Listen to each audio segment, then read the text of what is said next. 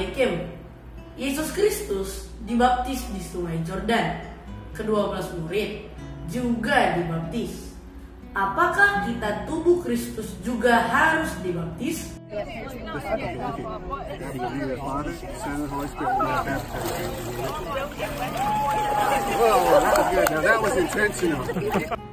Selain baptisan percik, ada juga baptisan dengan cara dicurahkan air dan baptis dengan cara selam, yakni seluruh tubuhnya masuk ke dalam air atau dibenamkan ke dalam air.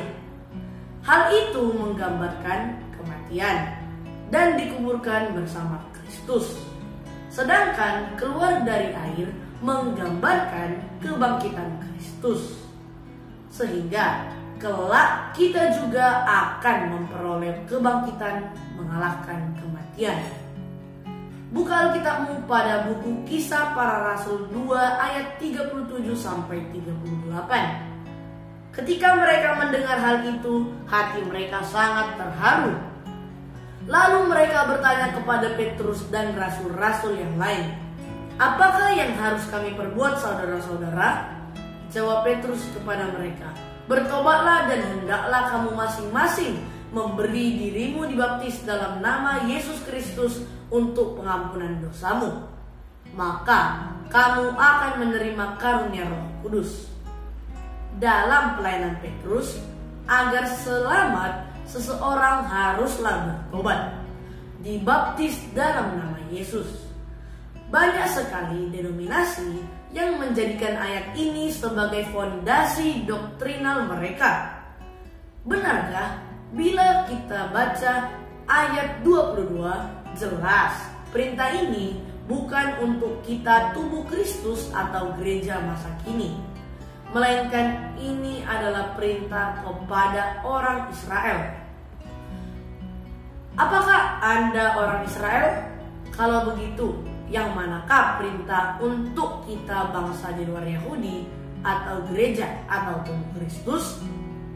Buka Alkitabmu pada buku Roma 11 ayat 13.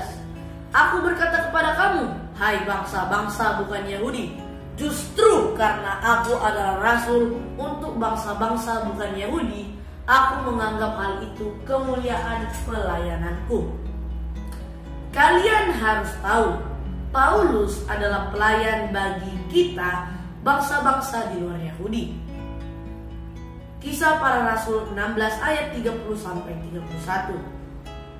Ia mengantar mereka keluar sambil berkata, "Tuan, apakah yang harus aku perbuat supaya aku selamat?"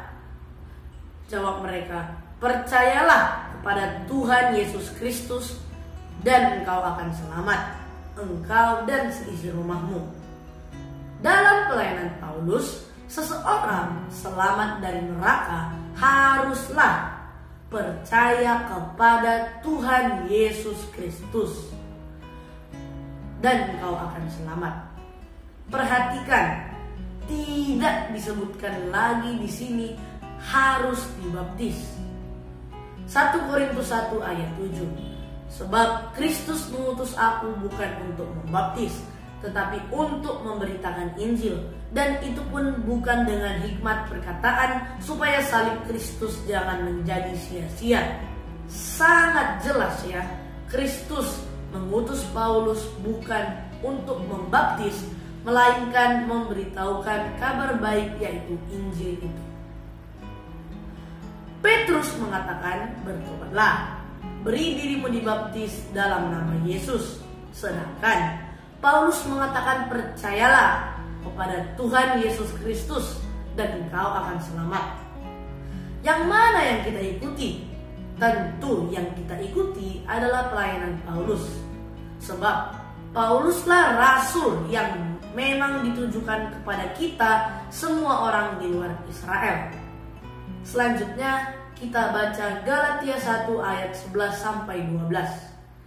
"Sebab aku menegaskan kepadamu, saudara-saudaraku, bahwa Injil yang kuberitakan itu bukanlah Injil manusia, karena aku bukan menerimanya dari manusia, dan bukan manusia yang mengajarkannya kepadaku, tetapi aku menerimanya oleh pernyataan Yesus Kristus."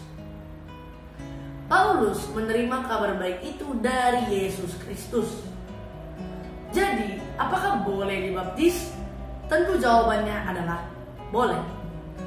Namun harus diingat bahwa seseorang selamat dari api neraka bukan karena dibaptis, melainkan karena iman percaya. Anda harus percaya dulu Kristus telah menebusmu, baru kemudian dibaptis. Dan baptisan itu hanya menunjukkan dirimu yang membuat keputusan publik di hadapan orang-orang dengan tidak malu-malu bahwa kamu percaya dalam karya penebusan Kristus itu. Apakah kamu benar-benar percaya dalam karya penebusannya atau berbohong? Tuhanlah yang menilainya. Jadi, baptisan adalah langkah penting untuk ketaatan, tetapi tidaklah menjadi persyaratan untuk keselamatan. Baptisan tidak diperlukan untuk keselamatan. Baptisan adalah simbol dari apa yang telah terjadi dalam hati dan kehidupan orang yang telah mempercayai Kristus sebagai juru selamatnya. Jadi, bila ada orang yang mengatakan kepadamu bahwa seseorang selamat karena dibaptis, dia itu adalah penipu. Kita selamat oleh karena iman percaya dalam karya penebusan Kristus terhadap dosa kita di Bukit Golgota dengan darahnya yang tercurah. Itulah Injil itu, yakni 1 Korintus 15 ayat 1-4. Pertemuan kita kali ini akan saya tutup dengan membaca Efesus 2 ayat 8-9. Sebab karena kasih karunia kamu diselamatkan oleh iman, itu bukan hasil usahamu, tetapi pemberian Elohim. Itu bukan hasil pekerjaanmu. Jangan ada orang yang memegahkan diri. Jangan lupa like, komen, share, dan subscribe ya. Maju dalam Kristus, haleluya, dan maranatha.